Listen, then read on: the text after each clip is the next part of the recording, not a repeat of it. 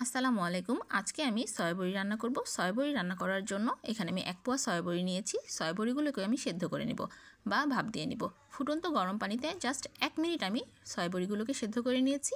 তারপরে খুব সুন্দরভাবে এগুলোকে আমি ধুয়ে নিয়েছি। পানি পাল্টে পাল্টে 7-8 বার আমি চিপে চিপে সয়াবড়িগুলোকে ধুয়ে নিয়েছি।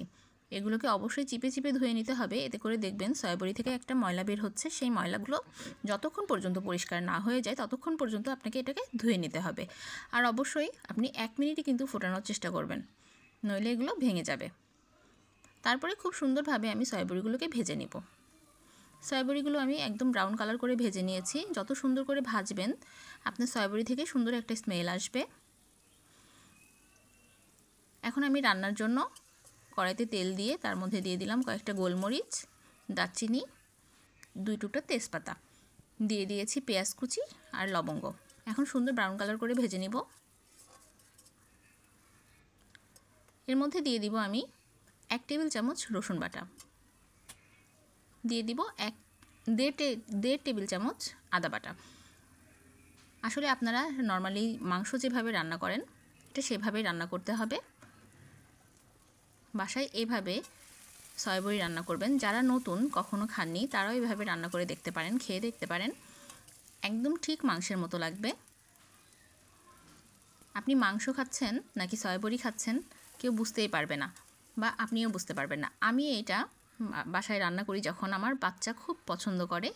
আমার বাচ্চা বুঝতেই পারে না যে এটা আমি কি রান্না করেছি। আমার বাচ্চা তো বলে এটা মাংসের ডিম। যাই হোক, আমি দিয়ে দিলাম স্বাদ মতো লবণ, হলুদ,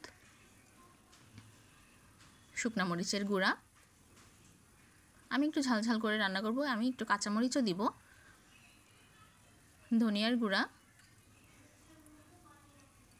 জিরার গুঁড়া। আমি মশলাগুলোকে খুব সুন্দরভাবে কষিয়ে নিব।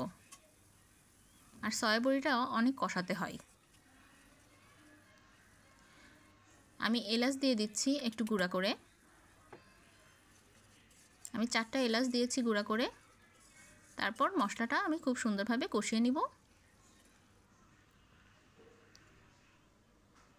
এই সয়াবড়ির জন্য কিন্তু সয়াবড়ির রেসিপিটার জন্য আমাকে অনেকেই রিকোয়েস্ট করেছিল। আমি অনেক দিন পরেই দিচ্ছি। আমি সয়াবড়িগুলো মশলার মধ্যে দিয়েছি এবং কষিয়ে নিচ্ছি। আমি কষাবো অল্প অল্প পানি দিয়ে 5-6 বার কষিয়ে নিব। আমি ঢাকনা দিয়ে ঢেকে দিব।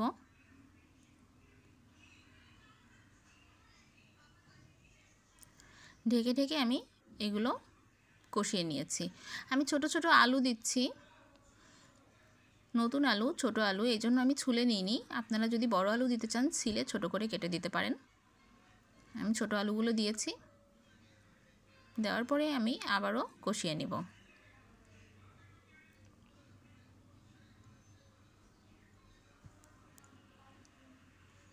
আমি অল্প অল্প পানি দিয়ে মোট 4-5 বার কষিয়ে নিয়েছি। এইভাবে কষানোর পরে যখন দেখবেন পানিটা শুকিয়ে গিয়েছে তখন অল্প পানি দিবেন, দিয়ে আবার কষাবেন।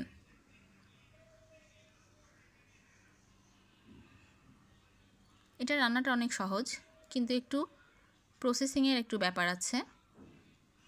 এখন আমি ঝোলের পানিটা দিয়ে দিচ্ছি।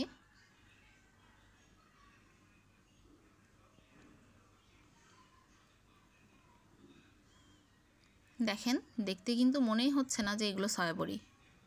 আর স্মেলটা যে কি সুন্দর এসেছে, মনে হয় একদম পুরোই মাংসের মতো।